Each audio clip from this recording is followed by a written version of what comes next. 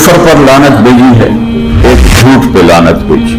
فَنَجْعَلْ لَعْنَتَ اللَّهِ عَلَى الْكَاذِبِينَ۔ آپ کی ساری وکالت جھوٹ پہ چلتی ہے، میرا سارا ملک جھوٹ پہ چلتا ہے، اور ساتھ یہ بڑے یقین سے کہتے ہیں جھوٹ کے بغیر تو کام نہیں چلتا۔ صرف میں آپ کو گلہ نہیں دے رہا ہوں، میرے پورے ملک کا یہ مسئلہ ہے، جھوٹ اس طرح ہو گیا ہے جیسے کوئی مسئلہ ہی نہیں۔ میرے نبی کا بول اس کو آج کی امت ایسے ہوا میں اڑا دو، یہ آج کے دور کی بات نہیں ہے، نہیں، یہ ہمیشہ کی بات۔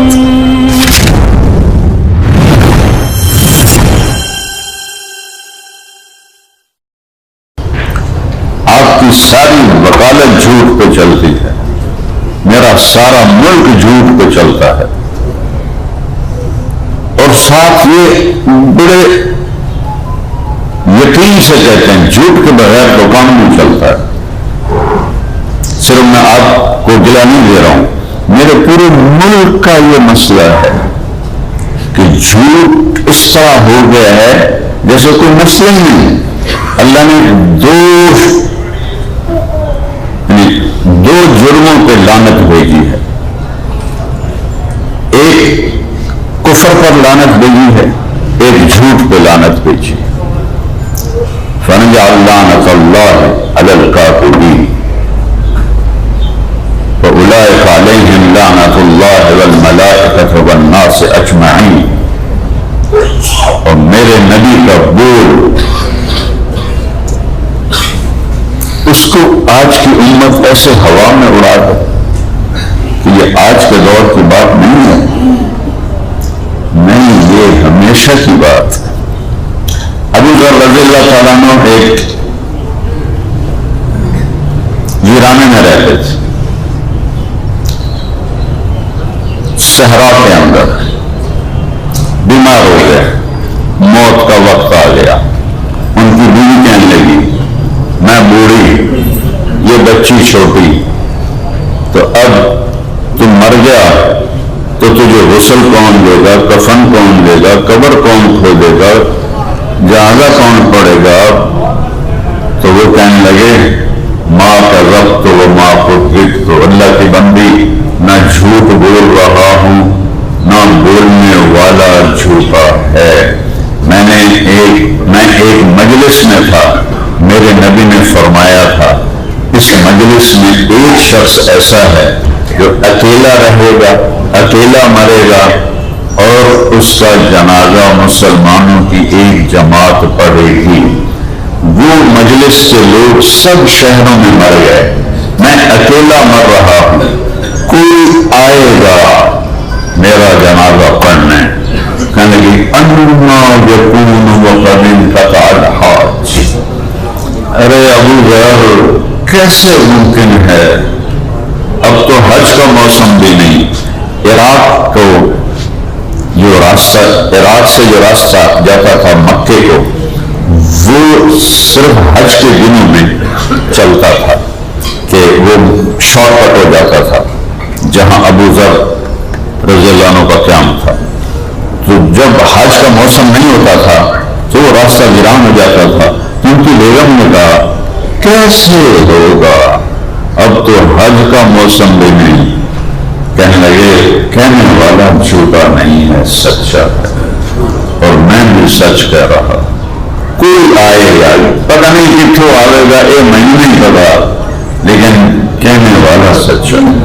یا تو راستے میں بیٹھ دیکھ شاید کوئی آ رہا، پہلا دن گزر گیا کوئی نہیں آیا، دوسرا دن جا دیکھ راستے پر کوئی آئے گا۔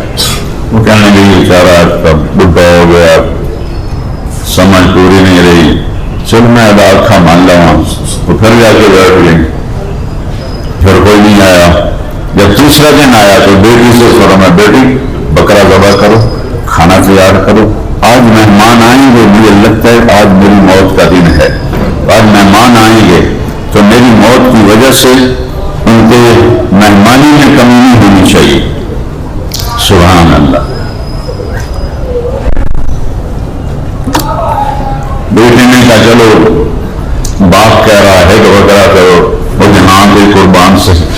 جیسا میں کھاتا تو سی آپ کھا لوں. وہ جا کے پھر راستے میں بیٹھ گئی. کوئی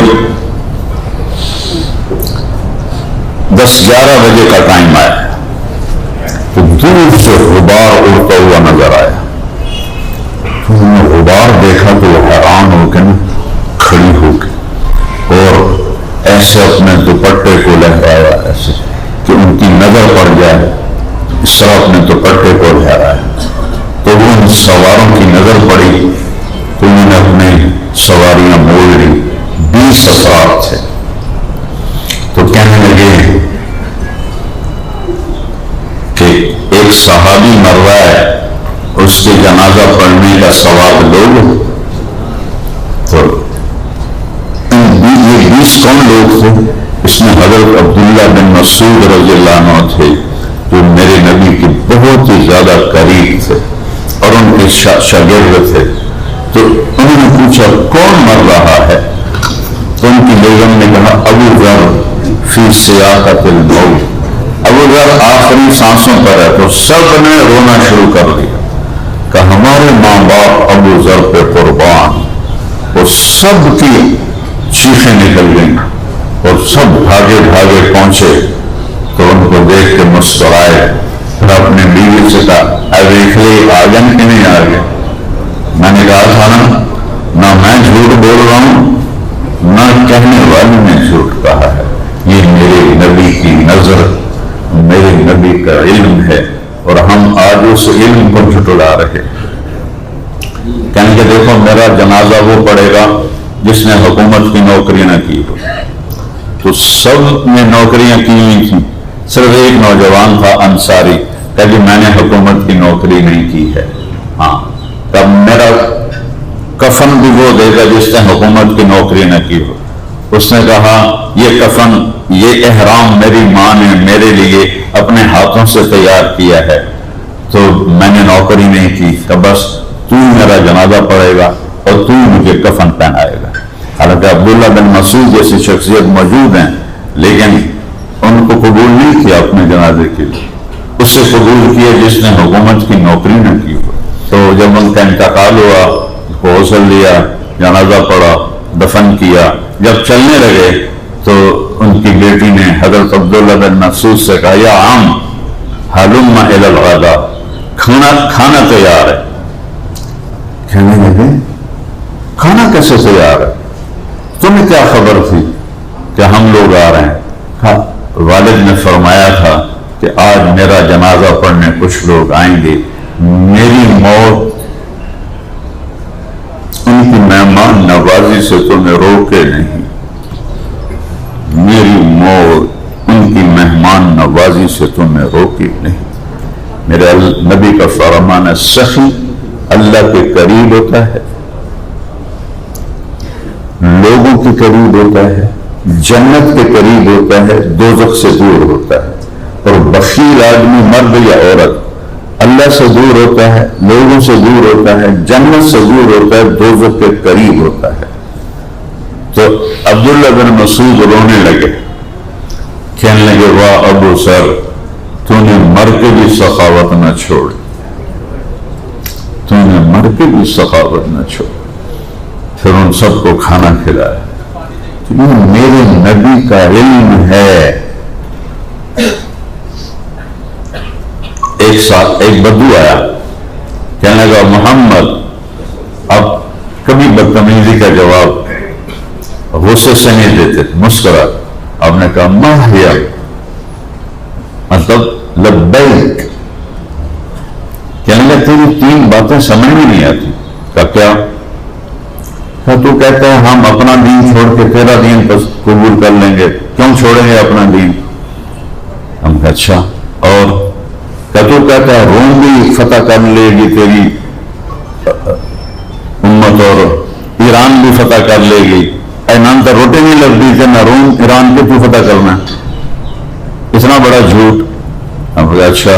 اور تیسرا تو کہتا مر کے مٹی ہو جائیں گے جب ہم پھر زندہ کیے جائیں گے اور پھر جنت دوزخ ہے. بڑا مر کے کوئی آج تک واپس آئے ایوا کننا عوام من نخرا. قالوا تلك اذا کرۃ خاسرہ فانما ہی رجلۃ واحدہ فاذا هم بالساہرہ. اللہ نے پہلے قرآن میں بتا دیا تھا کہ یہ کہیں گے جب ہم مٹی ہو جائیں گے اور ہم کننا عظاما وترابا تو پھر ہمیں کون قبروں سے اٹھائے گا؟ آپ نے فرمایا انشاءاللہ تیری زندگی لمبی ہوگی. جس کو بھی آپ یہ فرماتے تھے وہ ہمیشہ لمبی عمر پا کے مرا ہے. تو آپ مسکرائے اور فرمایا تیری زندگی لمبی ہوگی. تو دیکھے گا سارا عرب میرا کلمہ پڑھے گا اور تو دیکھے گا میری امت روم اور ایران کو فتح کرے گی. اور تو دیکھے گا تیسری بات تو وہ رہ گئی تیسری بات تو اس دن تیرا ہاتھ پکڑوں گا اور تجھے یاد دلاؤں گا کہ گل سچی ہو گئی کہ نہیں ہو گئی. وہ کہنے لگا میں نہیں مانتا, واپس چلا گیا. جب مکہ فتح ہوا تو سارے عرب مسلمان ہو گئے تو کہنے لگے ایک گل تو پوری ہو گئی. ان دوئی دیکھ لما حضرت عمر کے زمانے میں روم بھی فتح ہو گیا, ایران بھی فتح ہو گیا. کہنے لگے دوئی گل بھی ہو گئی, وہ نہ ہوئے تری بھی سچی ہو جائے تے میں ماریا جاواں چل کے کلمہ پڑھ رہا تو چنگی گل ہے. تو اپنا گاؤں چھوڑ کے حضرت عمر کے زمانے میں مدینے آ گیا اور اس نے آ کے کلمہ پڑھا. تو جب کبھی کوئی مجلس میں آتا تو حضرت عمر اس کے لیے کھڑے ہو جاتے تو صحابہ بڑے حیران ہوتے کہ ماڑا جا بندہ ہے, فقیر آدمی ہے, تو عمر کے واسطے کھلو جانا ہے, 22 لاکھ مربع میل کی حکومت ہے. تو ایک دن حضرت عمر نے خود ان کی آنکھوں میں سوال دیکھ کے فرمایا تم لوگ سوچتے ہو گے کہ میں اس بدو کے لیے کیوں کھڑا ہو جاتا ہوں. تو میں نے پورا قصہ سنایا. پھر یہ فرمایا کہ اللہ کے نبی نے اس سے کہا تھا تیرا ہاتھ پکڑ کے تمہیں یاد دلاؤں گا. تیسری بات ہو گئی کہ نہیں ہو گئی؟ اور قیامت کے دن جس کا ہاتھ اللہ کے نبی نے پکڑ لیا جنت میں پہنچانے سے پہلے نہیں چھوڑیں گے. تو میں اس لیے کھڑا ہوتا ہوں کہ یہ پکا جنتی ہے کہ اس کا اور نبی کا وعدہ ہے کہ تیرا ہاتھ پکڑ کے تجھے یاد دلاؤں گا. تو میرے بھائی بہنوں اپنا ہاتھ نبی کے ہاتھ میں دے دو. ساری